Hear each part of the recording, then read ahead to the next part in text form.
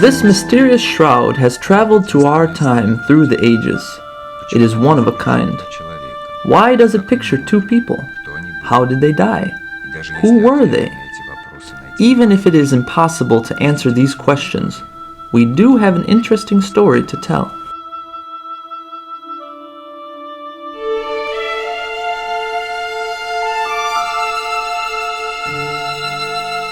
Funerary shrouds are ritual objects whose tradition goes back to the 1st century AD. Along with Fayum portraits, the shrouds represented a part of the funerary ritual in Egypt under the Roman reign. They served to wrap mummies before burial. A shroud is a canvas with an image on it. 2,000 years ago, artists mastered several techniques in creating these. Fayum portraits were created with warm wax paint. This technique is called encaustic.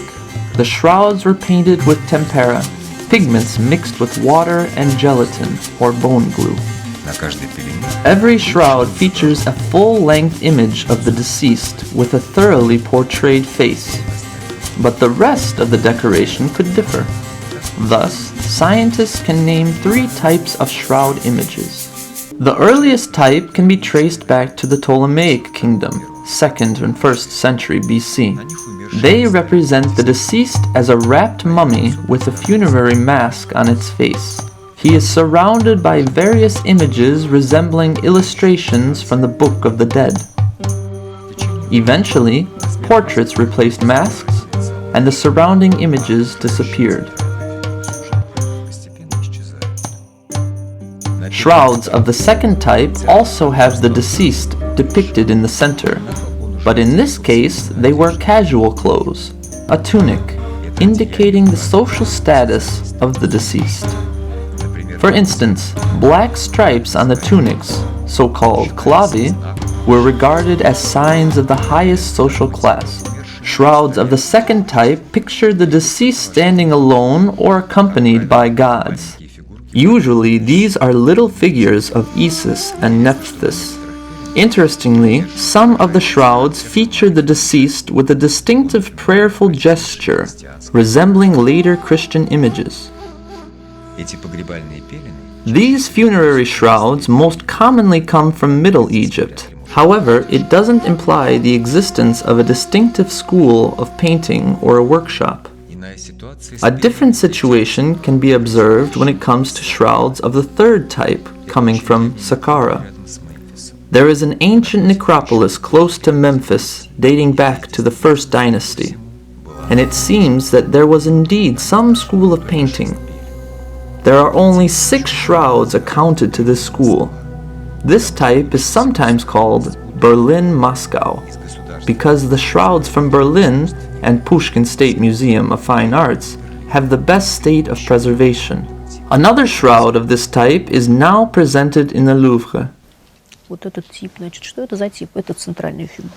So this type, what kind of type is that? This is the central figure, and it is accompanied by Anubis and Osiris, 2 deities. They are of the same scale, if I may say so, which means that there is no system of gradation, no smaller images of these central gods. And in fact, if the total number of discovered shrouds is around 100, including fragmented pieces, so why are there only 6 of them, right? Of these shrouds of the 3rd type? It is, of course, a question. It is a mystery. And one of these 6 shrouds is our unique shroud with an image of a woman with a child. One of a kind. Its restoration is about to get started at the museum. Before that, though, it requires meticulous research and lots of calculations in order to avoid any damage. Microbiological, chemical, physical, and optical research. These are the words one can hear in the context of this shroud today. But what does the image on it tell? Following the tradition, the image of the deceased is placed in the center. The woman is accompanied by the gods Anubis and Osiris. It seems to be like any other shroud of its type. A young woman with dark hair and dark skin. and a child whose hand she is holding. The gods Osiris and Anubis stand by their sides. Anubis is the jackal-headed god with a human body. The black color of his skin symbolizes the afterworld and eternal life. His head is covered with a kerchief with orange and lilac stripes. The god wears long garments imitating birds' plumage. Anubis sends the woman towards Osiris, the ruler of the afterworld, with a gesture of his left hand. Osiris wears a yellow headcloth and a horned headdress, which goes back to the ancient Egyptian crown. In his hands he holds a crook and a flail, the most ancient symbols of royal power. The mummy of the god is wrapped in pink and white bandages, which are placed into a volumetric diamond-shaped pattern, typical for the Roman period. The woman wears clothes typical of the time, a floor-length pink tunic with dark lilac clavi. A white cloak is thrown over her left shoulder and wrapped around her thighs. By the way, such combination of colors, pink, lilac, violet, and white, these combinations of colors can be seen on Fayum portraits depicting women. Apparently, clothes of such color were popular in those times. It is of course interesting to observe such similarities. Unfortunately, the face is damaged, but we can compare this hairstyle with the hair parting in the middle with hairstyles on some Fayum portraits. Hairstyles actually often help date artworks because there are analogies on gesso masks. Hairstyles represented Roman fashion of the time. Jewelry can be helpful in dating as well. Here on our shroud we see a small golden necklace. It is visible on the neck. As for earrings, I'm not quite sure. Maybe a further analysis will show a more precise photo. I think they are there. They have to be there. Though some portraits with no earrings do exist. So these dates, they are approximate anyways. Because we need to remember that Egypt was a province of the Roman Empire, and fashion could be adopted here with a delay, but nevertheless, it is of course a very substantial means of dating. In her right hand, the woman is carrying a small pink handbag. A similar canvas handbag is kept at the Near East Department Conservatory of the Pushkin State Museum of Fine Arts. It is interesting to know that the handbag is not sewn, but woven. In her left hand, the woman is holding a myrtle branch. These myrtle branches, sometimes flower garlands, appear on images of the deceased. We see them on Fayum portraits as well, and it is a symbol of transition, yes. They symbolize the transition to the other world. Sometimes such garlands or branches are regarded as symbols of initiation into the mysteries of Isis. But I suppose these are just fantasies. A child is standing by the woman's side. The child wears a white tunic with black clave. It is hard to say whether it is a boy or a girl. Such kind of clothes were worn by children of both sexes. Klaus Barlaska, a renowned German researcher of ancient Egyptian canvases and shrouds, believes that it is an image of a boy. He claims that it is indicated by the child's hairstyle. We can see the lock of youth above his right ear. A lock of youth is a tressed lock of hair that boys had to wear until they came of age. Besides, an amulet on a leather lace can be seen on his neck. Amulets of this type, a capsule made of gold inscribed with a magic text, were traditionally only worn by boys. These are the main characters and the beginning of our story, but before we continue, let us take a closer look at the shroud images. Funerary shroud images are always loaded with symbolic value. In his right hand the child holds a whip, one of the symbols of Osiris. As well as the myrtle branch in his mother's hand, the whip serves as an indication that the child doesn't belong to our world anymore. The mother and the child are barefoot. It might be regarded as a symbol of ritual purity. Outlines of a funerary boat, recognizable at the feet of the deceased, symbolize their transition to the afterworld. There are some other characters depicted on the shroud as well. All of them are related to the subjects of death, judgment, and resurrection, and were inspired by ancient Egyptian tomb ornaments.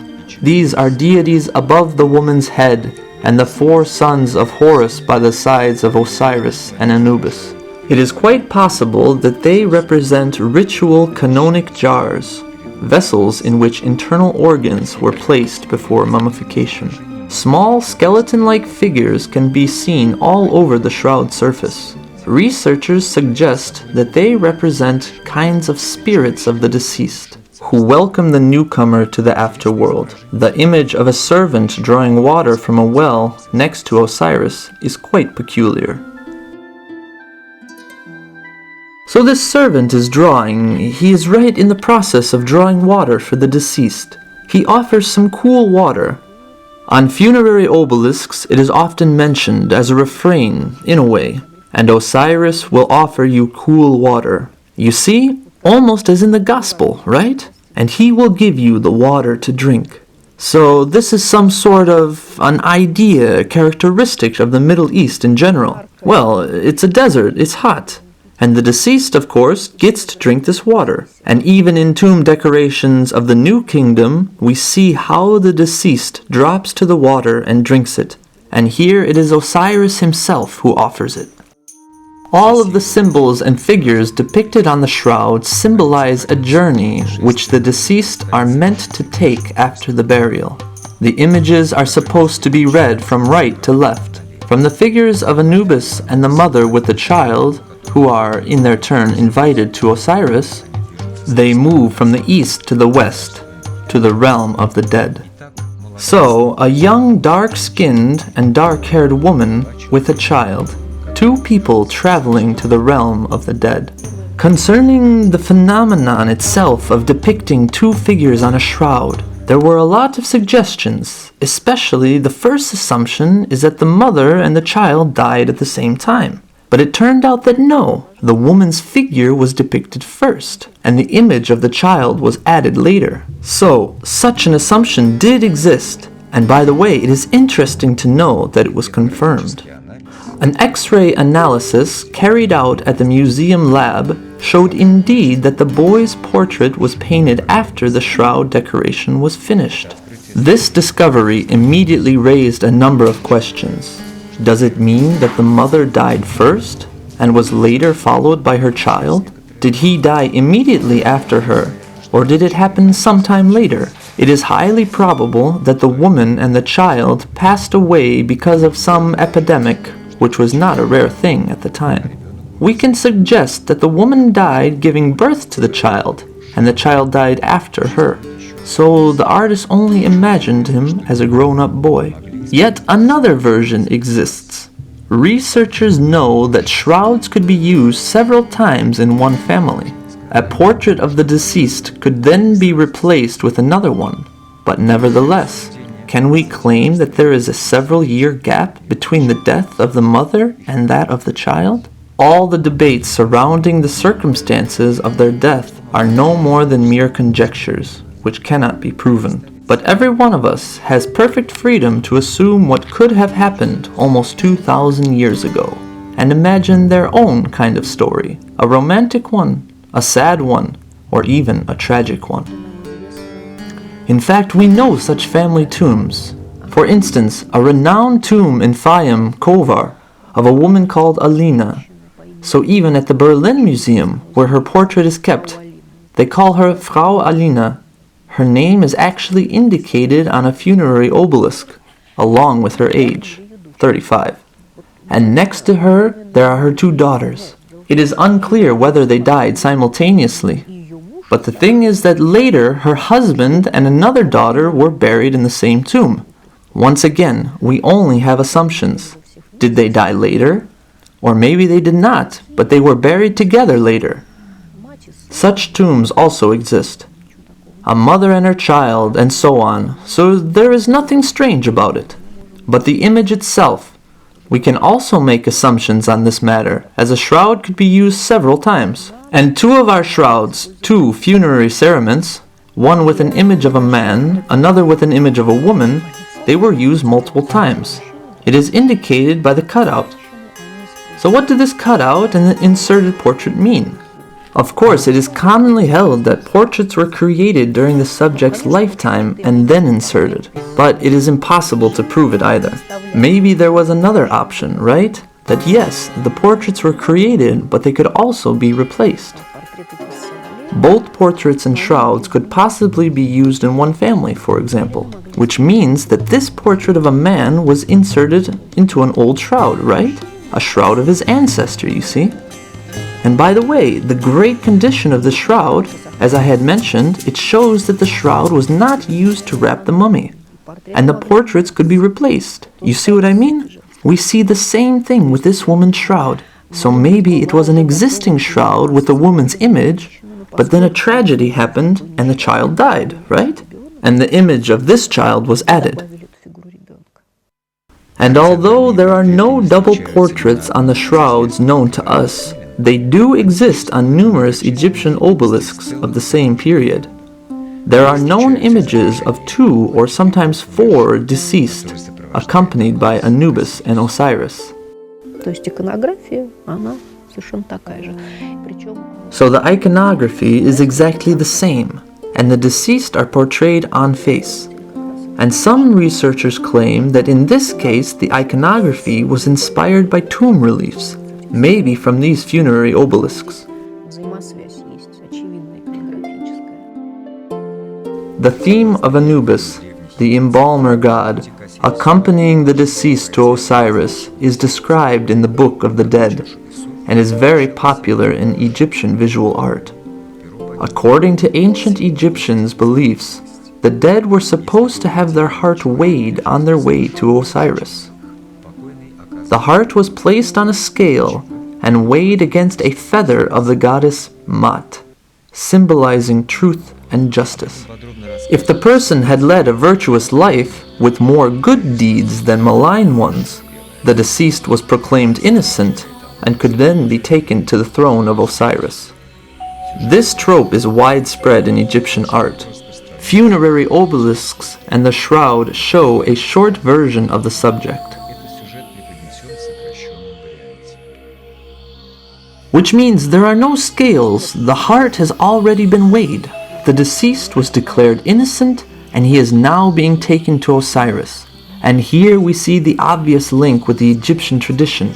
But at the same time, you see, the shapes, the style, right? The technique, the deceased himself. He is depicted in 1/4 turn, isn't he? This is already the classical style. Concerning the Osiris figure, there was quite an interesting idea as well, and it can be found in some older sources too, that it's the depiction of the deceased who was turned into Osiris. The latter is not a mere assumption, it is rooted in the beliefs of ancient Egyptians. This is how such popularity of Egyptian funerary traditions under the Roman reign can be explained, as well as the aspirations of other cultures' representatives, Romans and Greeks, to be buried following the Egyptian traditions. The mummification process was not just a means of preserving the body. Egyptians believed that after a proper execution of the funerary ritual, mummification, the human body was transformed into another being, becoming illuminated, transfigured. According to an ancient Egyptian myth, Osiris was murdered by his brother Set, and then resurrected by his wife Isis. This is why every deceased is regarded as an incarnation of Osiris, and can resurrect in the afterlife. And he can actually transfigure even during his life. This is already an element of the beliefs of Greek and Roman periods, because one should bear in mind that it was the time of mystery cults. It is about the Eleusinian mysteries, for the goddesses Demeter and Persephone. It is about Mithraic mysteries, you see? It is about the mysteries of Kabiri and Isis as well.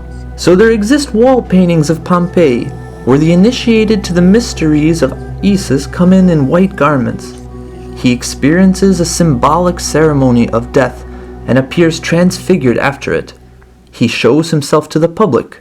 It is depicted on a fresco, And if we read Apuleius, his Metamorphoses, or the Golden Ass, we will see the same thing.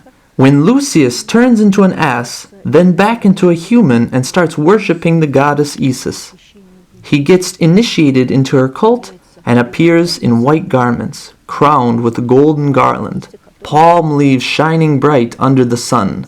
This is actually the golden garland we can see on many Fayum portraits, by the way. It might be related to the religious views of the deceased or to their social status. We cannot be sure about it.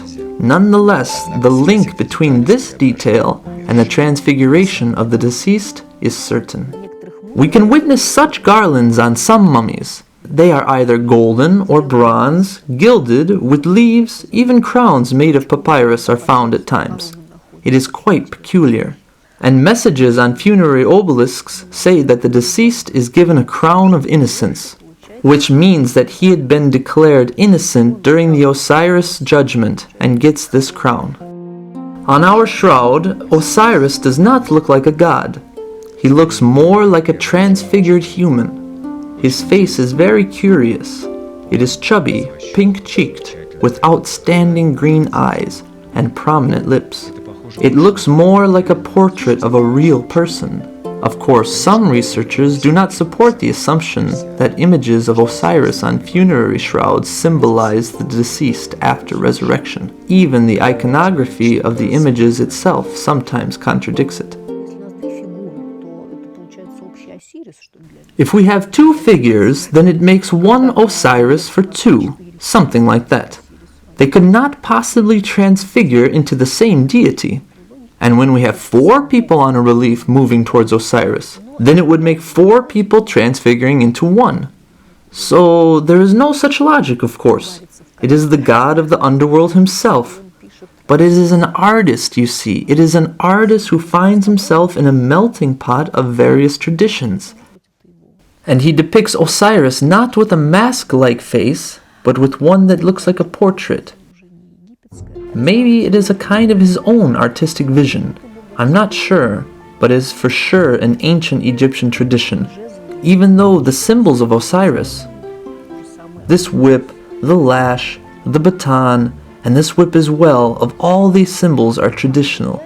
Same for Anubis, his jackal-like appearance.